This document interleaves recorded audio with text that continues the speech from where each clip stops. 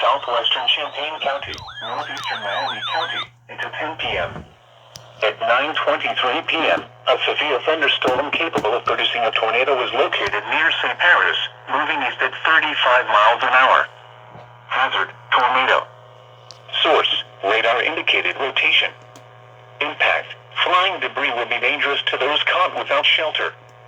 Mobile homes will be damaged or destroyed. Damage to roofs, windows, and vehicles will occur. Tree damage is likely. Locations impacted include Urbana, St. Paris, Fletcher, Thackeray, Millerstown, Kaiser Lake State Park, Westville, Lippincott, and Terre Haute. Take cover now. Move to a basement or an interior room on the lowest floor of a sturdy building. Avoid windows.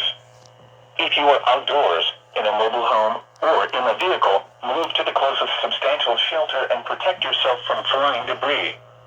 To report severe weather, go to our website at weather.gov/ILN and submit your report via social media when you can do so safely.